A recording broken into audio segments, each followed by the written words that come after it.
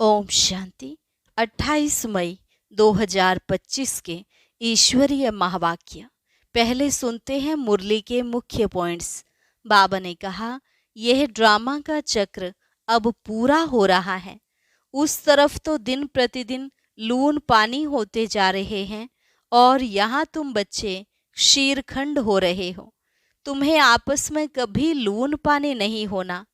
तुम्हें बाप का शुक्रिया मानना चाहिए जो तुमको त्रिनेत्री व त्रिकालदर्शी बना दिया। तुम्हारी बुद्धि में सारा झाड़ आ गया। फिर बाबा ने कहा, अब अपने को देह नहीं समझो, नाम रूप से न्यारा बनो, अर्थात अशरीरी होकर रहो। यह सबसे अच्छा मेला है, जबकि परमात्मा आकर तुम सब आत्माओं से मिलन करते हैं। ईश्वरीय मेले और दुनियावी मेले में रात दिन का फर्क है। वह मेले मैला बनाते हैं और यह ईश्वरीय मेला तुमको उज्जवल बनाता है। लास्ट में बाबा ने एक विशेष राय देते हुए कहा, रोज सवेरे सो जाओ और सवेरे उठो, अर्थात रात को जल्दी सोकर सुबह जल्दी उठो। अमृत वेले के समय बाबा की याद में ऐसे बैठना चाहिए जो और कोई याद ना आए। तुम बच्चों को खुशी रहनी चाहिए कि अभी हम स्वदर्शन चक्रधारी ब्राह्मण हैं, फिर हम ही चक्रवर्ती राजा बनेंगे। और अब सुनते हैं महावाक्यों को विस्तार से। मुरली का सार। मीठे बच्चे, अभी ड्रामा का चक्र पूरा होता है। तुम्हें एक शीरखंड बन नई दुनिया में आना है। वहाँ सब शीरखंड हैं, यहाँ लून पानी है। प्रश्न, तुम त्रिनेत्री बच्चे किस नॉलेज को जानकर त्रिकालदर्शी बन गए हो? उत्तर, तुम्हें अभी सारे वर्ल्ड की हिस्ट्री ज्योग्राफी की नॉलेज मिली है। सतयुग से लेकर कलयुग अंत तक की हिस्ट्री ज्योग्राफी तुम जानते हो। तुम्हें ज्ञान का तीसरा नेत्र मिला कि आत्मा एक शरीर छोड़ दूसरा लेती है। संस्कार आत्मा में है। अब बाप कहते हैं, बच्चे नाम रूप से न्यारा बनो, अपने को आत्मा अशरीरी समझो। गीत। धीरज धर मनवा, धीरज धर, तेरे सुख के दिन आए कि आए। ओम शांति। कल्प कल्प बच्चों को कहा जाता है और बच्चे जानते हैं। दिल होती है कि जल्दी सतयुग हो जाए तो इस दुख से छूट जाएं, परंतु ड्रामा बहुत धीरे धीरे चलने वाला है। बाप धीरज देते हैं, बाकी थोड़े रोज हैं। बड़ों बड़ों द्वारा भी आवाज सुनते रहेंगे, दुनिया बदलनी है। जो भी बड़े बड़े हैं पोप जैसे, वह भी कहते हैं दुनिया बदलने वाली है। अच्छा, फिर पीस कैसे होगी? इस समय सब लून पानी है। अभी हम शीरखंड हो रहे हैं। उस तरफ दिन प्रतिदिन लून पानी होते जाते हैं। आपस में लड़ झगड़ कर खत्म होने वाले हैं। तैयारियां हो रही हैं।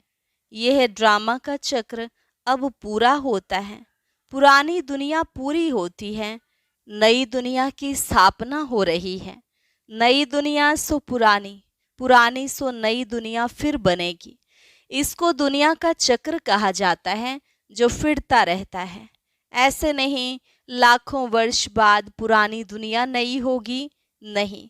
तुम बच्चे अच्छी रीति जान चुके हो, भक्ति बिल्कुल ही अलग है।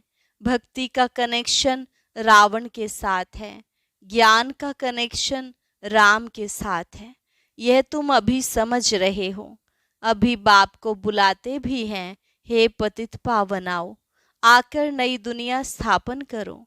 नई दुनिया में जरूर सुख होता है। अब बच्चे छोटे अथवा बड़े सब जान गए हैं कि अभी घर चलना है। यह नाटक पूरा होता है। हम फिर से सतयुग में जाएंगे। फिर 84 जन्मों का चक्र लगाना है। स्व आत्मा को दर्शन होता है सृष्टि चक्र का, अर्थात आत्मा को ज्ञान का तीसरा नेत्र मिला है। उसको कहा जाता है त्रिनेत्री। अभी तुम त्रिनेत्री हो और सभी मनुष्यों को यह स्थूल नेत्र है। ज्ञान का नेत्र कोई को नहीं है। त्रिनेत्री बने तब त्रिकालदर्शी बने, क्योंकि आत्मा को ज्ञान मिलता है ना, आत्मा ही एक शरीर छोड़ दूसरा लेती है। संस्कार आत्मा में रहते हैं, आत्मा अविनाशी है। अब बाप कहते हैं नाम रूप से न्यारा बनो, अपने को अशरीरी समझो, देह नहीं समझो। यह भी जानते हो हम आधा कल्प से परमात्मा को याद करते आए हैं। इसमें जब जास्ती दुख होता है तब जास्ती याद करते हैं। अभी कितना दुख है, आगे इतना दुख नहीं था। जब से बाहर वाले आए हैं तब से यह राजाएं लोग भी आपस में लड़े हैं, जुदा जुदा हुए हैं। सतयुग में तो एक ही राज्य था। अभी हम सतयुग से लेकर कलयुग अंत तक हिस्ट्री ज्योग्राफी समझ रहे हैं। सतयुग त्रेता में एक ही राज्य था, ऐसे एक ही डायनेस्टी कोई की होती नहीं। क्रिश्चियन में भी देखो फूट है, वहाँ तो सारा विश्व एक के हाथ में रहता है। वह सिर्फ सतयुग त्रेता में ही होता है। यह बेहद की हिस्ट्री ज्योग्राफी अभी तुम्हारी बुद्धि में है, और कोई सत्संग में हिस्ट्री ज्योग्राफी अक्षर नहीं सुनेंगे। वहाँ तो रामायण महाभारत आदि ही सुनते हैं। यहाँ वह बातें हैं नहीं। यहाँ है वर्ल्ड की हिस्ट्री ज्योग्राफी। तुम्हारी बुद्धि में है ऊंच ते ऊंच हमारा बाप है। बाप का शुक्रिया है जिसने सारा ज्ञान सुनाया है। एक आत्माओं का झाड़ है, दूसरा है मनुष्यों का झाड़। मनुष्यों के झाड़ में ऊपर कौन है? ग्रेट ग्रेट ग्रैंडफादर ब्रह्मा को ही कहेंगे। यह जानते हैं ब्रह्मा मुख्य है, परंतु ब्रह्मा के पीछे क्या हिस्ट्री ज्योग्राफी है यह कोई नहीं जानते। अभी तुम्हारी बुद्धि में है ऊंच ते ऊंच बाप रहते भी हैं परम धाम में। फिर सूक्ष्म वतन का भी तुमको मालूम है। मनुष्य ही फरिश्ता बनते हैं, इसलिए सूक्ष्म वतन दिखाया है। तुम आत्माएं जाती हो, शरीर तो सूक्ष्म वतन में नहीं जाएगा। जाते कैसे हैं? उनको कहा जाता है तीसरा नेत्र, दिव्य दृष्टि अथवा ध्यान भी कहते हैं। तुम ध्यान में ब्रह्मा विष्णु शंकर को देखते हो। लोग दिखलाते हैं शंकर के आंख खोलने से विनाश हो जाता है। अब इनसे तो कोई समझ ना सके। अभी तुम जानते हो विनाश तो ड्रामा अनुसार होना ही है। आपस में लड़कर विनाश हो जाएंगे। बाकी शंकर क्या करते हैं, यह ड्रामानुसार नाम रख दिया है तो समझाना पड़ता है। ब्रह्मा विष्णु शंकर तीन हैं। स्थापना के लिए ब्रह्मा को रखा है, पालना के लिए विष्णु को, विनाश के लिए शंकर को रख दिया है। वास्तव में यह बना बनाया ड्रामा है। शंकर का पार्ट कुछ भी है नहीं। ब्रह्मा और विष्णु का पार्ट तो सारे कल्प में है। ब्रह्मा सो विष्णु, विष्णु सो ब्रह्मा। ब्रह्मा के भी 84 जन्म पूरे हुए तो विष्णु के भी पूरे हुए। शंकर तो जन्म मरण से न्यारा है, इसलिए शिव और शंकर को फिर मिला दिया है। वास्तव में शिव का तो बहुत पार्ट है, पढ़ाते हैं। भगवान को कहा जाता है नॉलेजफुल। अगर वह प्रेरणा से कार्य करता तो सृष्टि चक्र का ज्ञान कैसे देता। इसलिए बाप समझाते हैं बच्चे, प्रेरणा की तो कोई बात ही नहीं, बाप को तो आना पड़ता है। बाप कहते हैं बच्चे मेरे में सृष्टि चक्र का ज्ञान है, मेरे को यह पार्ट मिला हुआ है, इसलिए मुझे ही ज्ञान सागर नॉलेजफुल कहते हैं।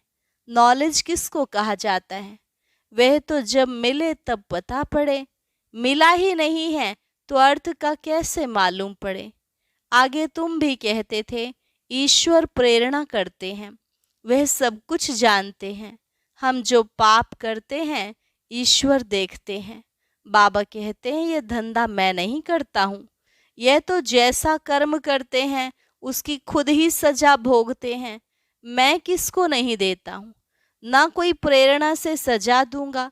मैं प्रेरणा से करूं तो जैसे मैंने सजा दी। कोई को कहना कि इनको मारो, यह भी दोष है, कहने वाला भी फंस पड़े। शंकर प्रेरणा दे तो वह भी फंस जाए। बाप कहते हैं मैं तो तुम बच्चों को सुख देने वाला हूँ। तुम मेरी महिमा करते हैं बाबा, आकर दुख हरो, मैं थोड़े ही दुख देता हूँ। अब तुम बच्चे बाप के सम्मुख बैठे हो तो कितनी खुशी होनी चाहिए।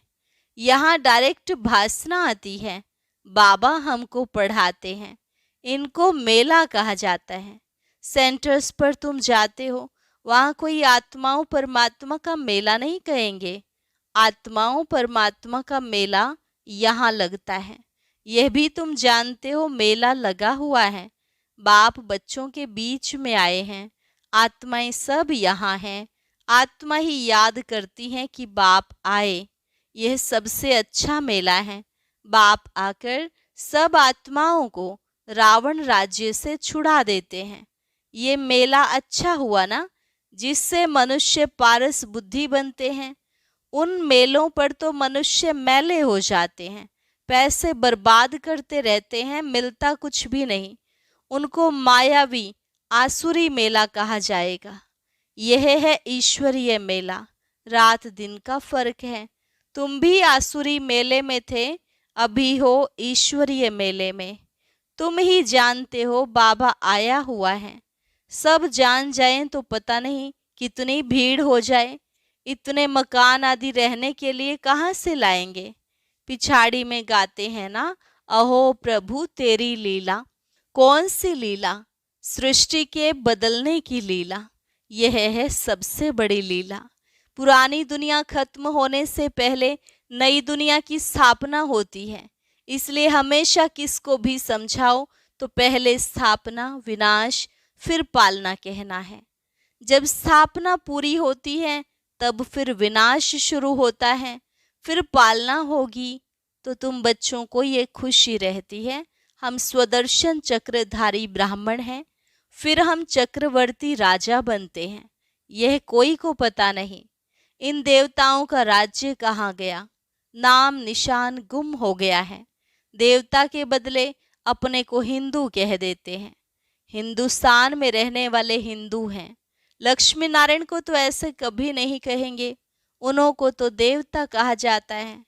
तो अब इस मेले में ड्रामानुसार तुम आए हो। यह ड्रामा में नोंद है, धीरे धीरे वृद्धि होती रहेगी। तुम्हारा जो कुछ पार्ट चल रहा है फिर कल्प बाद चलेगा। यह चक्र फिरता रहता है। फिर रावण राज्य में आसुरी पालना होगी। तुम अभी ईश्वरीय बच्चे हो, फिर दैवी बच्चे, फिर क्षत्रिय बनेंगे।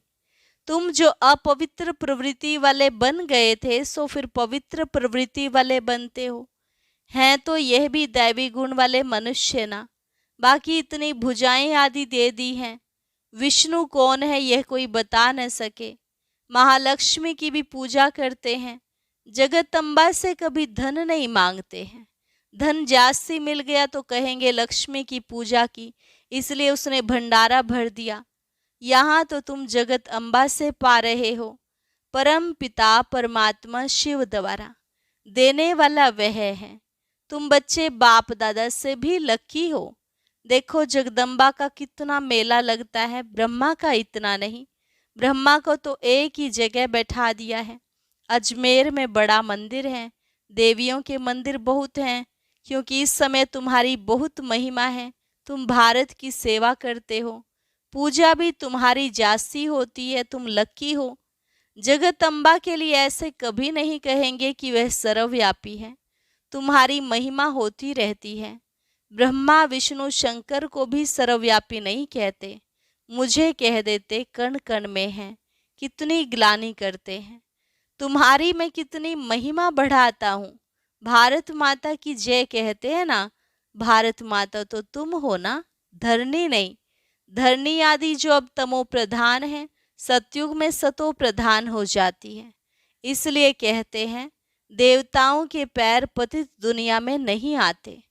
जब सतो प्रधान धरनी होती है तब आते हैं। अभी तुमको सतो प्रधान बनना है। श्रीमत पर चलते बाप को याद करते रहेंगे तो ऊंच पद पाएंगे। यह ख्याल रखना है। याद करेंगे तो विकर्म विनाश होंगे। श्रीमत मिलती रहती है। सतयुग में तो तुम्हारी आत्मा पवित्र कंचन हो जाती है, तो शरीर भी कंचन मिलता है।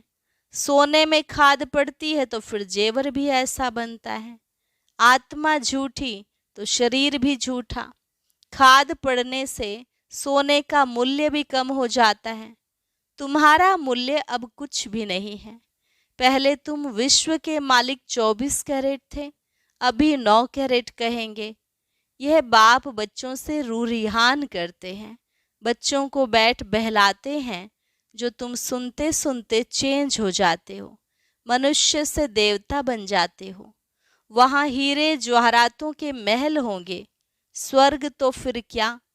वहाँ के शोभी रस आदि भी तुम पीकर आते हो।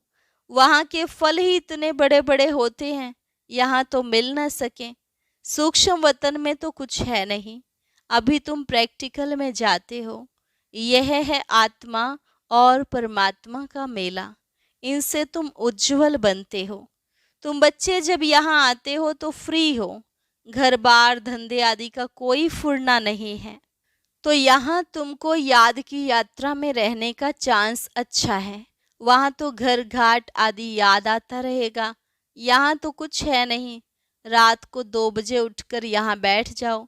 सेंटर्स पर तो रात को तुम जा नहीं सकते, यहाँ तो सहज है। शिव बाबा की याद में आकर बैठो और कोई याद ना आए, यहाँ तुमको मदद भी मिलेगी। सवेरे जल्दी सो जाओ, फिर सवेरे उठो। 3 से 5 तक आकर बैठो, बाबा भी आ जाएंगे, बच्चे खुश होंगे। बाबा है योग सिखलाने वाला, ये भी सीखने वाला है। तो दोनों बाप और दादा आ जाएंगे। फिर यहाँ और वहाँ योग में बैठने के फर्क का भी पता पड़ेगा। यहाँ कुछ भी याद नहीं पड़ेगा, इसमें फ़ायदा बहुत है। बाबा राय देते हैं, यह बहुत अच्छा हो सकता है।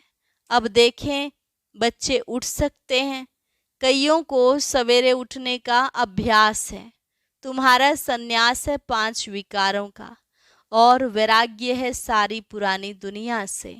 अच्छा, मीठे मीठे सिकिलधे बच्चों प्रति मात पिता बाप दादा का याद प्यार और गुड मॉर्निंग।